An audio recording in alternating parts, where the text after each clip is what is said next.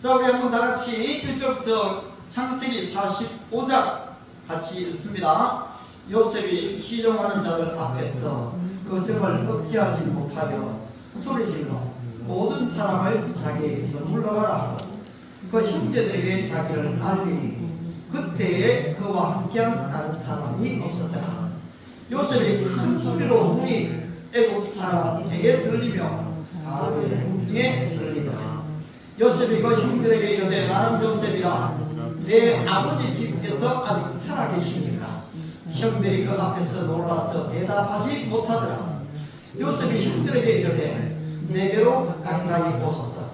그들이 가까이 가니 이르되 나는 당신들의 아우 요셉이니 당신들이 애굽의 판자라. 당신들이 나를 이곳에 팔았다고 해서 근심하지 마소서. 한탄하지 마소서. 하나님이 생명을 구원하시려고 나를 당신들보다 먼저 보내셨나이다. 이 땅에 2년 동안 흉년이 되었으나 아직 5년은 가까이도 못하고 주지도 못할지라. 하나님이 큰 구원으로 당신들의 생명을 보존하고 당신들의 후손을 세상에 두시려고 나를 당신들보다 먼저 보내셨나니 그런즉 나를 이리로 보내는 당신들이 아니요 하나님이시라. 하나님이 나를 바로에게 아버지로 삼으시고 그 온 집의 주로 삼으시며 애굽 온 땅의 통치자로 삼으셨나이다. 당신들은 속히 아버지께로 올라가서 아뢰기를 아버지 아들 요셉의 말이 하나님이 나를 애굽 전국의 주로 세우셨으니 지체 말고 내게로 내려오사 아버지의 아들들과 아버지의 손자들과 아버지의 양과 소와 모든 소유가 고센 땅에 머물며 나와 가깝게 하소서. 흉년이 아직 5대가 있으니 내가 거기서 아버지를 공양하리이다. 아버지와 아버지의 가족과 아버지께 속한 모든 사람에게 부족함이 없도록 하겠나이다 하라고 전하소서. 아멘. 아멘. 오늘 저는 여러분과 함께 이 우연처럼 보이는 하나님의 필연이라는 제목으로 좀 말씀을 나누려고 합니다. 여러분, 우리가 사는 우리의 삶의 이 여정을 가만히 보면은 모든 것이 좀 우연히 좀 이어져 가는 것 같아요. 그런데 그것을 믿음의 눈으로 보기 시작하면 그 우연 속에는 하나님의 필연이 숨어 있다는 것을 알게 됩니다. 따라서 저는 오늘 제목을 우연처럼 보이는 하나님의 필연을 어떻게 좀 우리가 알 수 있겠는가라는 내용을 좀 보려고 하는데요. 우리 2018년 여름 3월에 이 강원도 평창에서 동계 올림픽이 열렸거든요. 저는 스포츠 선교를 오래 했기 때문에 스포츠 몇 명의 사람들과 함께 그곳에 선교를 하러 갔습니다. 그런데 뜻밖에도 40년 전에 함께 좀 동역을 했던 한국 어린이 선교회 대구 지회였어요. 그분은 지회자였고 나는 총무를 했는데요. 여러분, 그때요 그래도 대구 지회였지만은 성경학교 행사를 하면은 1000명, 1200명, 1500명이 모였습니다. 그 중에 한 사람이 저희 집사람입니다. 어떤 사람 중에 한 분이. 그런데 어쨌든 거기서 참 재미나게 했는데요. 제가 또 서울로 중심 공부를 하러 올라왔고 그분과는 헤어졌어요. 근데 나중에 듣고 보니까 그분은 프랑스로 공부를 하러 가고요. 연세가 좀 있으셨어요. 가족하고 프랑스에서 학교를 다니고 그림을 그리고 동판을 그리고 여러분, 거기가 프랑스가 어딥니까? 예술의 나라잖아요. 근데 이분의 이 기독교적인 그림이요 엄청 인정을 받았더라고요. 거기에서 전시회를 하고 또 영국으로, 독일로, 러시아로, 미국으로 엄청난 전시회를 했던 유명한 분이시더라고요. 그런데 이분이 이 동계 올림픽에서 그림 전시를 하고 있는 거예요. 그분이 또 만든 엽서에다가 그 외국인들이 오면요 한글로 이름을, 그분들의 이름을 다 적어갖고요 이래 줬어요. 제가 여기서 우연이라고 하는 것은 미리 계속되거나 계획되지 않은 일들에 대해서 우연이라는 말을 하는 거예요. 왜냐니까 이분하고 한 번도 약속해 본 일이 없거든요. 근데 거기서 만났는데 이분이 내한테 제안을 해요. 아유, 고목사, 같이 좀 이 선교하자. 그리고서는 어설픈 영어인데도 내보고 그림이 그 외국인들하고 통역을 좀 해주라는 거예요. 그러니까 그분한테 그 그림 설명을 듣고 뭐 어설프게 또 이제 그림 설명을 외국인들이 했어요. 아니 많이 몰려오더라고요. 또 그 앞에는 붕어빵을 구워갖고 주는데요. 붕어빵이 얼마나 맛있는지 몰라요. 지금도 생각이 나요. 예. 그런데 2주를 이분하고 봉사 일을 하고 복음을 전하고 저는 또 떠나왔어요. 그리고 몇 년이 흘렀습니다. 그런데 지난 1월 달에 바로 이 예술 선교사 이분한테서 연락이 온 거예요. 고목사님, 한국 최초의 이 의료 선교사인데 그분이 마지막 죽을 때까지 다녔던 20년간 다닌 교회가 있는데 오하이주 톨리도에 있대요. 그런데 그 교회에 한번 설교를 하러 가래요. 내가 그래도 유학생들에게는 몇 번 설교를 해본 적이 있지만은 우리 교회에서도 뭐또 영어도 우리말로 쓰고 하긴 했는데 오리지널 미국인에게는 설교해 본 적이 없거든요. 그래서 내가 아이고 선배님 너무 고맙지만 내 영어가 미국인에게 안 먹힌다. 그거는 좀 어렵다 이랬어요. 그런데 저희 집사람이 그걸 듣고 있다가요. 여보 이제까지 뭐 때문에 준비했냐? 선교의 완성을 위해서 가! 이러더라고요. 저희 사람이 저희 유일한 자랑이거든요. 제가 별로 칭찬을 잘 못 받아요. 그런데 가라고 하는데 아내가 남편을 심리해 주니까 여러분 그렇잖아요. 이 고래도 칭찬해주면 치고치잖아요. 아내가 뭐처럼 야 이 사람 그래도 너 이제까지 준비해 왔는데 가라 이렇게 하니까요. 또 까짓 거 진짜 못할 이유는 뭐가 있어? 원래 한 사람 시험에 좀 빼잖아요. 예. 그래서 내가 간다 이랬거든요. 그래서 정말 갔어요. 그래서 않습니까?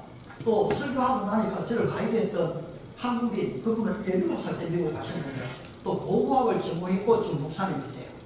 이분이 목사님 설교를 아마 80%는 알아들었을 겁니다. 이렇게 하시더라고요. 그러니까 좀 기뻐해야 될지 좀 슬퍼해야 될지 몰랐는데 그래도 일차적으로 좀 기뻐하기로 했어요.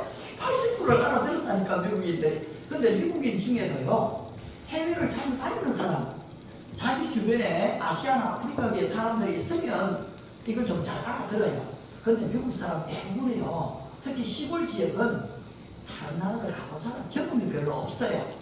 그리고 다른 나라 사람을 별로 안 만나봐요. 그러니 잘 모르죠. 어떤 면에서는 저는 뭐 다른 거 말씀 안 전하고 하나님 말씀 전했으니까 저는 조금은 자부심이 있어요. 내가 하나님 말씀 전했는데 뭐 잘 모르면 자기들에게도 문제가 있는 거다. 그리고 좀 위로를 하고 이제 돌아왔으니 끝나는 줄 알았어요. 그런데 여러분 이 우연적인 이분의 평창 올림픽에서의 만남이 이 미국으로 연결이 되어지고 지금도 그분은 거의 95%또 제가 경남도에 설교까지 하고 왔으니까 그 노회원들과 함께 저를 미국으로 보낼 만반의 준비를 다 하고 있는 거예요. 자 이게 뭡니까? 우리는 생활 속에 우연히 만난 것 같고 우연히 일한 것 같은데 시간이 지나고 보니까 하나님은 이것을 하나님의 목적을 위해서 필연을 만들어 가신다는 거예요. 그 중에 또 대표적인 하나의 예가요 바로 다윗입니다. 여러분 다윗은 누굽니까? 17세 소년으로 아버지 밑에서 양을 지키고 있었잖아요. 근데 하루는 아버지가 너희 형님 세 분이 전쟁터가 있으니까 이 치즈하고 떡덩이를 형님들에게 좀 건네주고 와. 다윗이 갔잖아요. 그런데 나는 좀 이상한 게요. 왜 나머지 형들 3명도 있는데 말째 다윗을 보냈을까요? 다윗이 일단 아버지 그 심부름으로 갔습니다. 그런데 사실 우연히 골리앗의 소리를 듣게 되시오. 하나님을 모욕하는 소리였어요. 이스라엘 백성을 업신여기는 목소리였거든요. 다윗에게 의의 분노가 일어났어요. 그런데 그 소리를 들어도 아무도 요압 장군도 요나단도 사울 왕도 전쟁에 나가지 않는 거지요. 왜냐하면 이길 수 없을 것 같거든요. 그때 다윗은 소리칩니다. 내가 가겠다고 말입니다. 여러분, 웬만큼 지금 이런 얘기하면은 거기 장군들 다 있는데요. 아, 젊은 애의 팬이구나. 젊은 청년의 그냥 만용이구나. 지나갈 수 있어요. 근데 이 내용이 성경에는 자세히 기록되어 있지 않습니다. 하지만 조금만 상상력을 동원하면요, 아, 이 다윗의 얘기를 듣고 누군가가 다윗을 사울 왕에게로 데리고 간 거예요. 전쟁 중에 여러분, 청년이 왕에게 직접 나갈 수가 없어요. 그런데 누군가가 좀 데리고 간 거죠. 그 누군가의 이름 성경에 기록이 없어요. 그런데 이 사람은 무엇을 믿고 다윗을 사울 왕에게 데리고 왔을까요? 지금 알고 있는 것은 이 다윗이 젊은 청년이라는 것, 하나님을 믿는 사람이라는 것, 그리고 지금 의에 분노가 있는 걸 알고 있어요. 그러나 이 소년을 왕에게 데리고 왔다고 골리앗을 과연 쓰러뜨릴 수 있다고 믿었을까요? 한번 해보기나 해보자고 데리고 간 것일까요? 여러분, 이것은 엄청난 모험입니다. 이 장난하는 게 아니잖아요, 지금. 그런데 이 사람은 이 다윗을 데리고 사울왕에게 갔다는 거죠. 저는 여기에서 한 무명의 위대한 영웅을 보는 것이요. 결국 다윗이 어떻게 됩니까? 골리앗을 쓰러뜨리게 되죠. 군대 장관이 됩니다. 바로 두 번째 이스라엘 왕이 돼요. 우연히 간 것 같잖아요. 우연히 본 것 같잖아요. 근데 하나님은 생명을 살리기 위해서 다윗을 준비시키셨고 보내셨다라는 필요를 우리는 알 수가 있게 되는 것이거든요. 우리는 이런 것을 걸어서 로마서 8장 28절 말씀처럼 하나님을 사랑하는 자, 곧 그 뜻대로 부르심을 입은 자들에게는 모든 것이 합력하여 선을 이루느니라 라는 말씀을 확정할 수가 있습니다. 아울러 오늘 우리가 읽었던 이 본문은 우연도 보통 우연들이 아니에요. 그 우연의 연속으로 있다가 나중에 하나님의 필연적인 계획이 숨어 있구나 라는 사실을 깨닫게 된 바로 이 요셉의 이 성공 스토리가 나와 있는데요.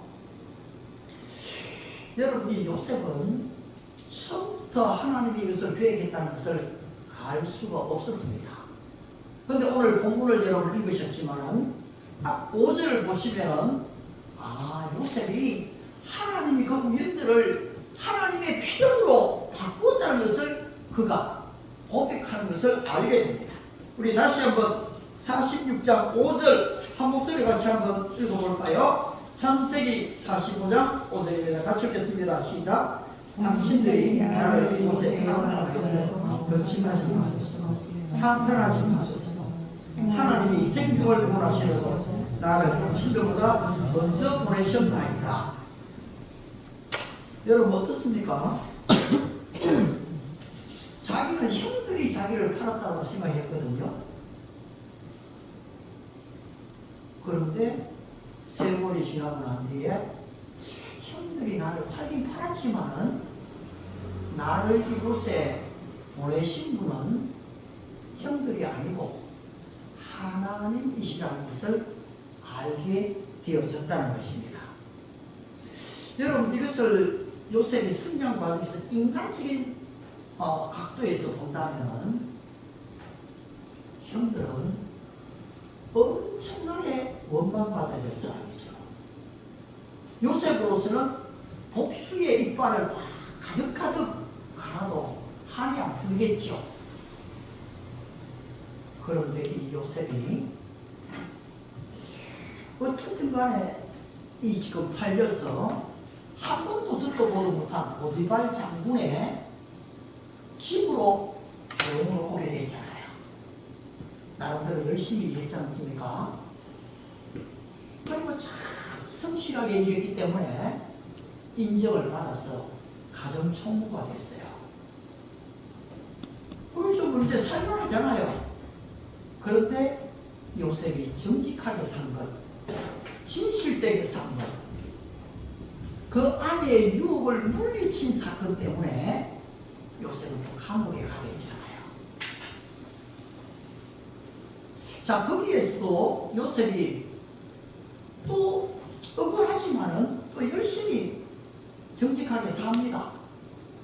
그런데 결국 술 맡은 관장의 꿈을 해석해 주면서 아마 요셉의 생에 처음 부탁했을 거예요.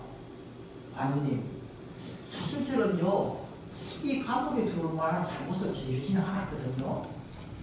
정직하게 살았어요. 그런데 당신의 꿈을 제가 해석해 드릴 테니까 당신이 좀 정직을 회복하면은 돌아가서 나를 좀 기억해 주십시오. 나를 좀 여기서 건져내 달라고 강력하게 부탁을 했어요. 그 요셉의 꿈의 해석대로 떡 굽는 관원은 죽었고 술 맡은 관원은 복직을 했거든요. 근데 성경에 어떻게 기록하고 있습니까? 2년 동안 요셉을 잊었더라 이래 나와요. 인간적으로 얼마나 큰 배신감을 느끼겠어요. 이럴 수가 있나? 내가 자기의 꿈을 해석해 줬는데. 근데 여러분, 잠언서 16장 4절을 보시게 되면요, 여호와께서 온갖 것을 그 서입에 적당하게 지으셨나니 악인도 악한 날에 적당하게 하셨느니라 라고 얘기하고 있어요. 우리가 때때로 인생을 살아갈 때 우리 앞에 우리를 비난하는 사람이 있어요. 우리를 좀 공격해오는 사람들이 있지요. 우리를 억울하게 만드는 사람들이 있어요. 그런데 뭐라고요? 하나님이 악인도 악한 날에 적당하게 하셨느니라. 인간적으로는 요셉이 술 맡은 관원을 욕하고 비난해야 되겠지만 하나님이 이 사람으로 하여금 잊어버리게 만드시는 거예요. 여러분, 그것을 우리가 염두에 두고 믿음의 관점에서 해석한다면 오늘 우리 앞에 다가오는 사람들, 우리를 해하는 사람들에 대해서도 우리가 어떻게 대처해야 할 것인지를 잘 볼 수가 있다는 것이요. 따라서 오늘 우리는 우리 앞에 우연처럼 보여지는 그 일들을 어떻게 하나님의 필연적인 일로 이해할 수가 있는가라는 것입니다. 첫 번째로는 여러분, 내 안에 먼저 인간적인 생각을 다 내려놓아야 해요. 복수의 마음, 이 원망의 마음, 죽이고 싶은 그 마음 있지 않겠어요?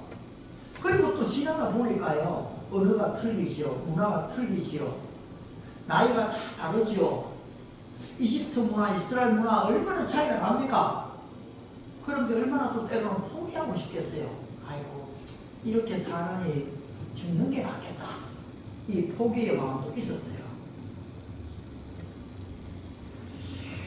그런데 어쨌든 나중에 또 국무총리가 돼가고요, 형들이 양식을 구하러 왔을 때 2번, 3번 테스트를 했습니다. 그런데 형들에게 큰 좀 고통의 마음을 주고 싶은 마음도 있을 수 있어요. 마지막 요셉을 데리고 오시오 할 때 그때는요 한번 이 원수의 칼을 빼들 수도 있거든요. 바로 이 요셉이 모든 이집트 사람들을 다 보내게 하고 형들하고 이제 직접 대면하잖아요. 이제까지는 변장을 했지 않습니까? 그리고 지금 통곡하면서 울고 있지요. 나는 당신의 아우 요셉입니다. 당신들이 바로 애굽에 팔았던 바로 그 동생입니다 라고 얘기했습니다. 처음으로 밝혔잖아요. 형들이 어떻게 됐어요? 깜짝 놀랐지요. 그리고 아무도 입을 열지를 못했어요. 아, 죽었구나 싶지 않았겠어요? 그런데 요셉은 하나님이 나를 보내셨습니다. 이걸 통해서 인간적인 자기의 모든 생각들을 내려놓았다는 거죠. 따라서 우리가 우연적인처럼 보이는 일을 하나님의 필요로 이해하기 위해서는 내 안에 있는 나의 가치관, 나의 인간적인 생각들, 인간적인 계획들, 인간적인 관점들을 좀 내려놓을 필요가 있다는 것입니다. 두 번째는 이 인간적인 것을 내려놓는 전제는 하나님에 대한 믿음입니다. 하나님의 이 믿는 믿음이 없이는 우리는 이 인간적인 것을 내려놓을 수가 없죠. 사울 같은 청년이 그렇지 않습니까? 가말리엘 문화에서 공부했잖아요. 로마의 시민권을 가졌잖아요. 최고의 학벌입니다. 그리고 자기 나름대로 하나님을 얼마나 지금 믿었습니까? 그런데 예수 그리스도를 믿는 사람들을 핍박하잖아요. 결박하지 않습니까? 결정적으로 주님을 만나죠. 그리고 자기의 학벌, 자기의 체력, 자기의 가문 다 내려놓습니다. 내가 그리스도와 함께 십자가에 못 박혔나니 그런 적 이제 내가 산 것 아니요 오직 내 안에 그리스도 예수께서 사신 것이라. 내가 육체 가운데 사는 것은 나를 사랑하사 나를 위하여 자기 몸을 버리신 그리스도 예수를 믿는 믿음 안에 사는 것이라. 그렇습니다, 여러분. 바로 이 요셉 역시도 인간적인 가치관을 다 내려놓고 하나님 중심주의의 믿음이 있었을 때 그는 이렇게 이야기할 수 있었던 것입니다. 여러분 오늘 한번 본문을 잘 보십시오. 5절에도 그렇고요 7절에서도 이 놀라운 지금 고백과 선언이 나오는데요. 5절에서도 하나님이 생명을 구원하시려고 이래 나옵니다. 생명을 구원하시려고. 7절도 어떻습니까? 하나님이 큰 구원으로 당신들의 생명을 보존하고 당신들의 후손을 세상에 두시려고 나를 당신들보다 먼저 보내셨나니 그런즉 나를 이리로 보내기는 당신이 아니요 형님들이 아니라는 겁니다. 하나님이시라고 고백했습니다. 여러분 이 얼마나 놀라운 믿음의 고백입니까? 얼마나 놀라운 믿음의 선포입니까? 요셉은 어려서부터 사느냐 죽느냐 하는 이 죽음의 고비를 절제하게 넘겼습니다. 그 형들은 솔직히 요셉을 죽이려고 했거든요. 근데 구덩이에 집어넣었죠. 르우벤은 살리려고 했어요. 근데 어디 갔다 오니까 사실 유다가 구약에서도 이 유다가 등장하죠. 바로 오늘 밤 팔아버리는 겁니다. 여러분 이게 신약의 예표입니다. 요셉의 이 고난은 그리스도의 십자가를 바로 상징해주고 있거든요.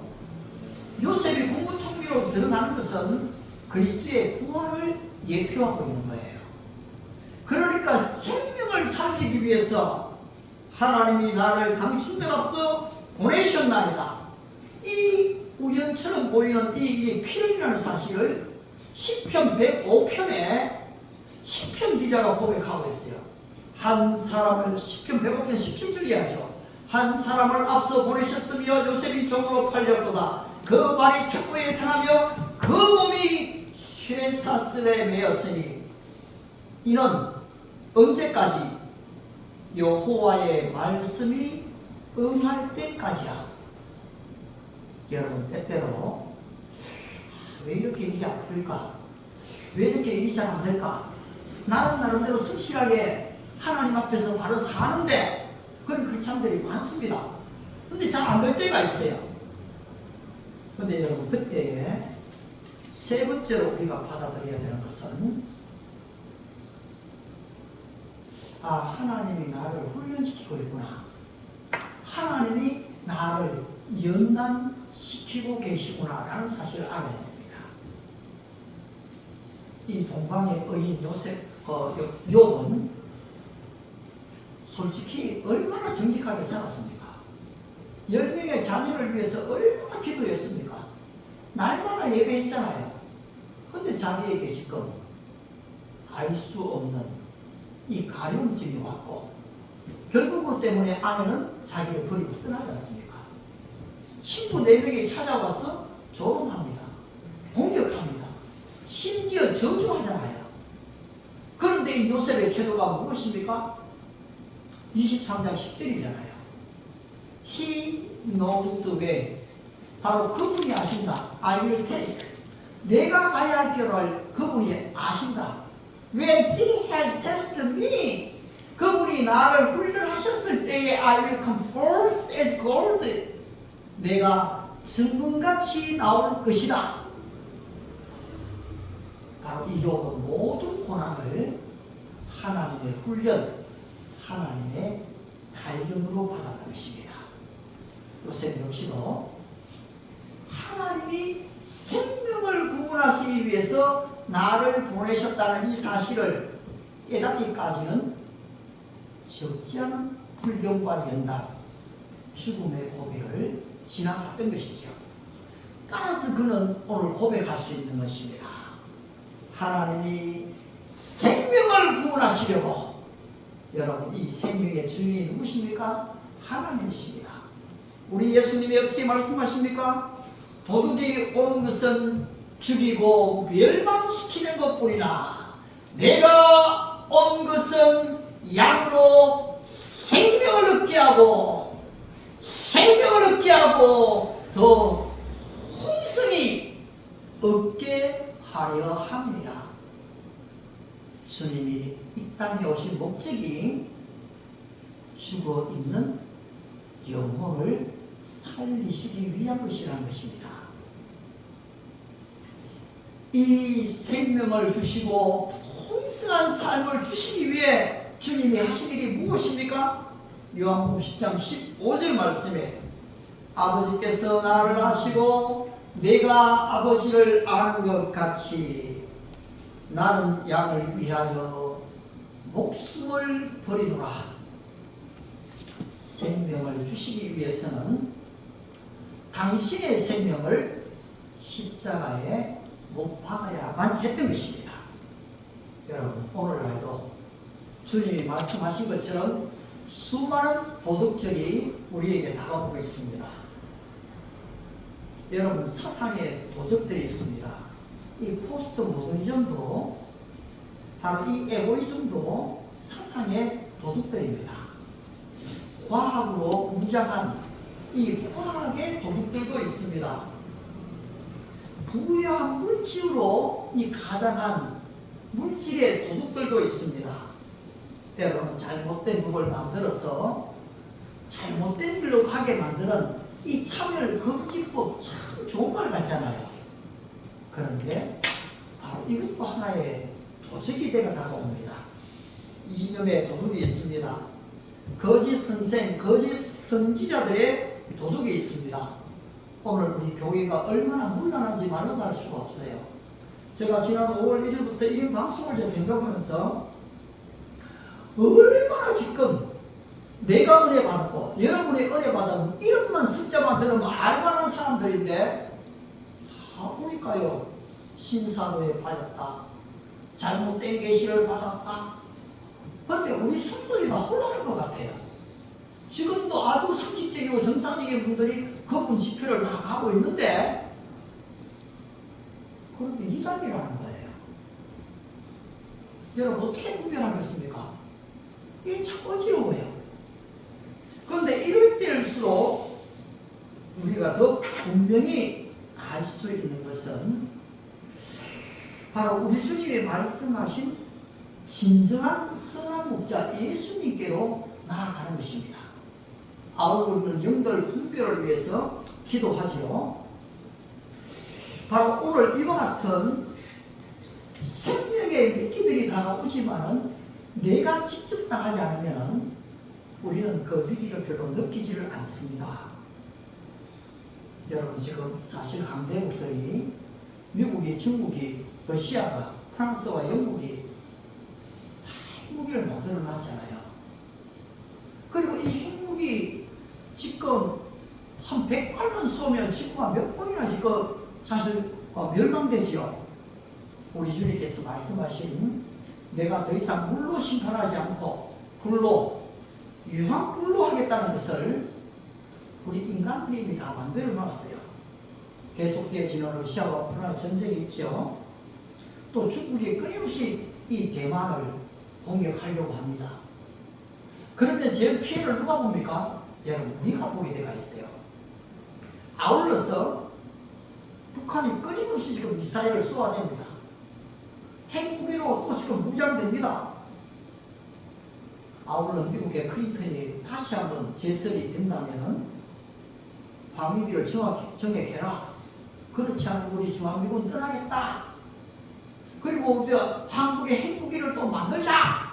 지금 아주 복잡하게 지금 여러분들이 돌아가는 시대에 우리가 살고 있습니다.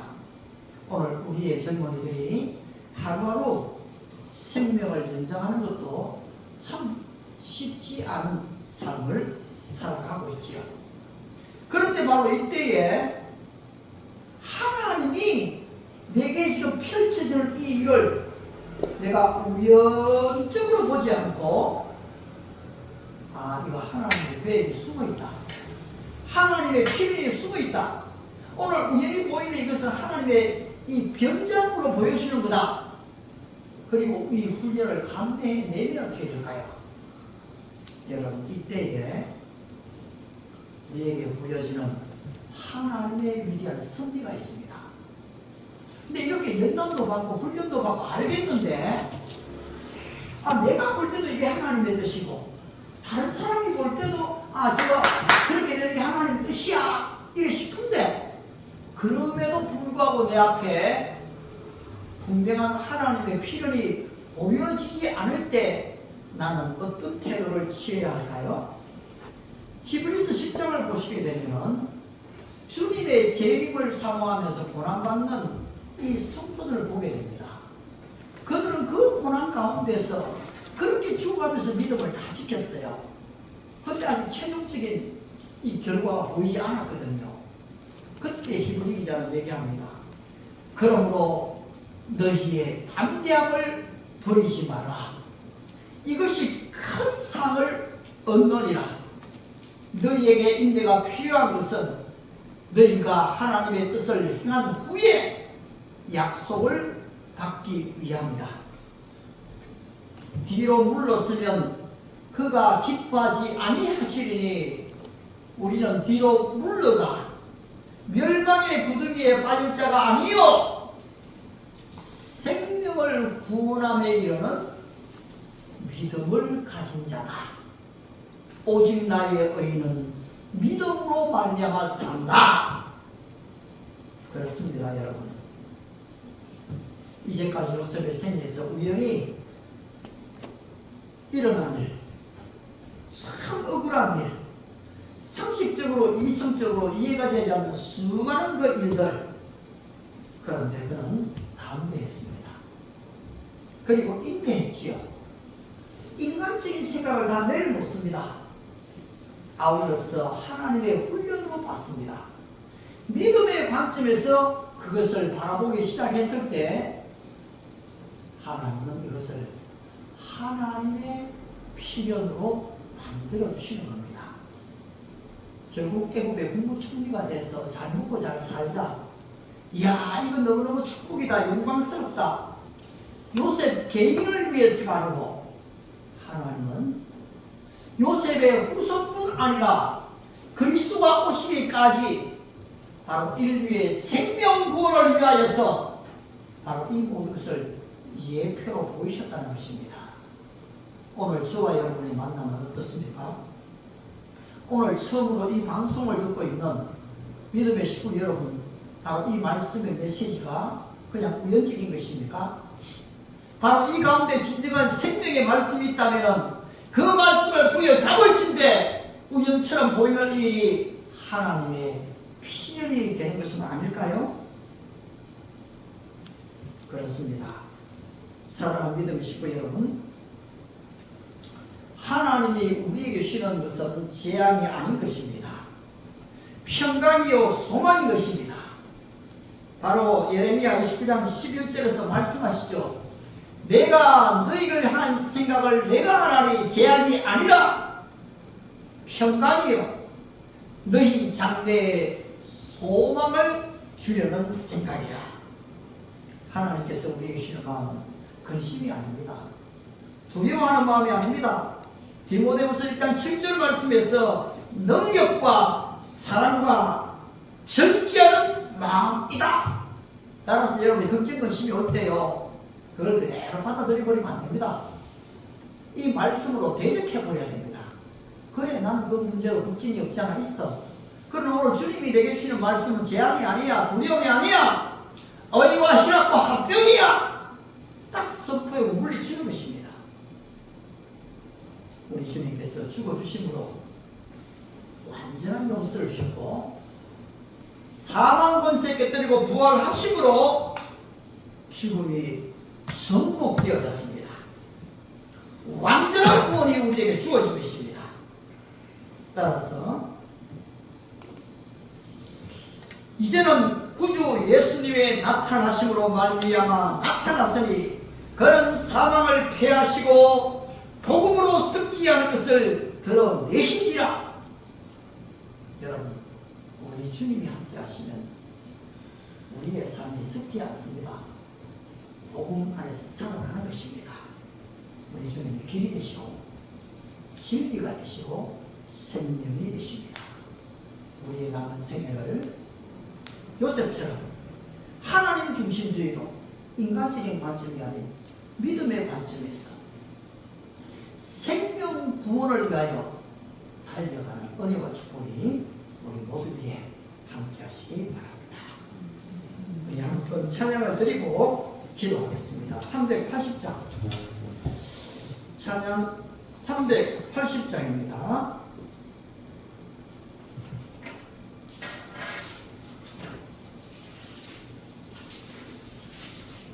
나의 생명 되신 주 주님 앞에 나아갑니다. 우리 믿음으로 주님 앞에 한번 나가면서 기도하는 마음으로 찬양하십시다.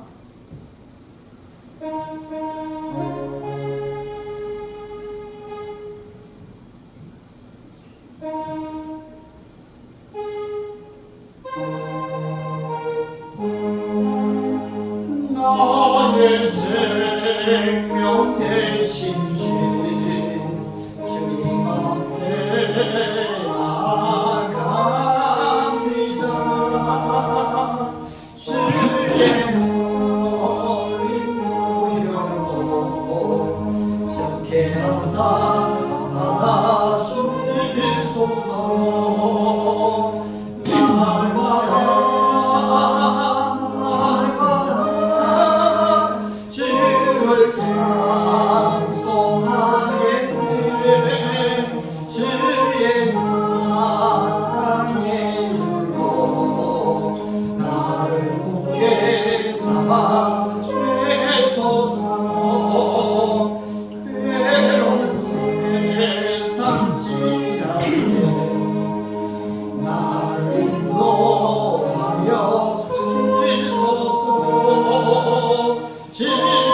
믿고 나가면 나의 길을 잊지 않아.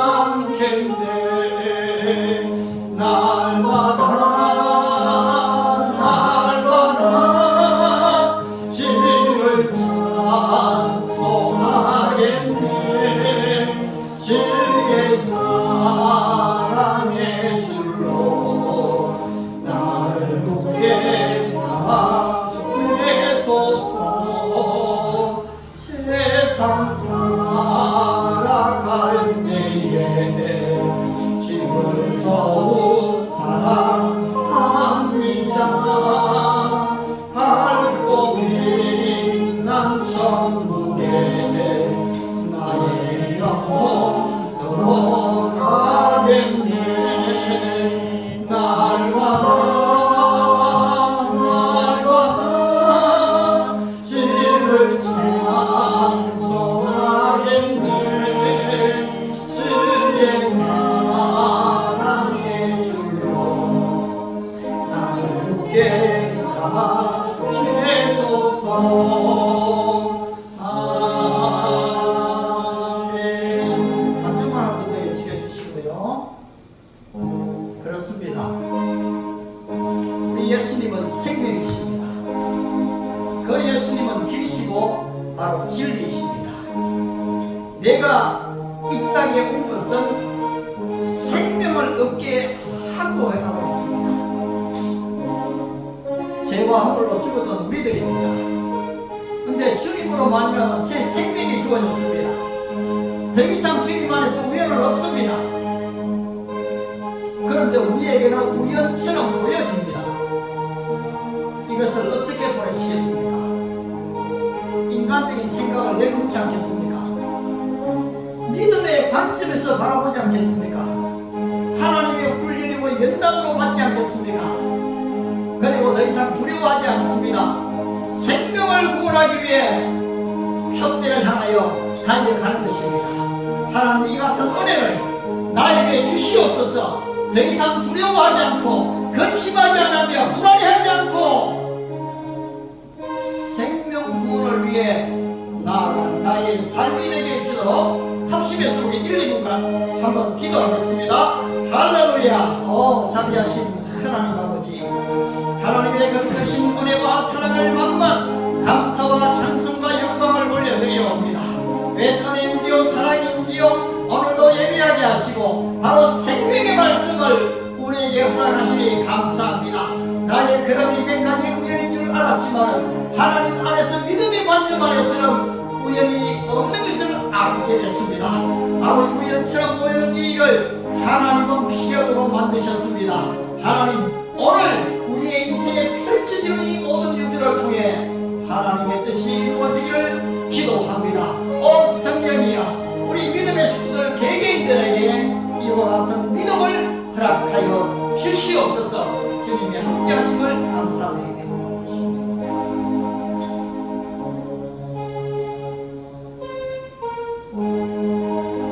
우연처럼 보여지는 우리의 인생을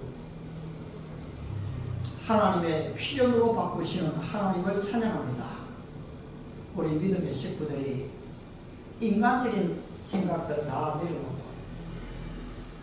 이 모든 것을 하나님의 말씀, 믿음으로 생각하고 바라봄으로써 이 모든 훈련 연단 잘 마치고 정금같이 나오는 생명 구원을 위하여 표대를 달려가는 믿음의 식구들 삼아 주시옵소서. 지금은 교회의 머리가 되신 우리 주 예수 그리스도의 은혜와 독생자를 이 땅에 보내신 하나님의 영원하신 사랑하심과 성령님의 감동감화 위로 충만의 역사가 바로 우연처럼 보이는 이 일을 반드시 하나님의 배 필연으로 만드시는 것을 믿고 생명구원을 위해 달려가기를 소원하는 우리 믿음의 식구들 머리 위에 그 가정과 직장과 생업과 사업과 자자 손손들 위에 이 땅에 있는 외국인 유학생 나그네들 머리 위에 이제로부터 영원토록 함께 있을지어다. 아멘. 할렐루야. 주님 감사합니다. 존귀한 주님.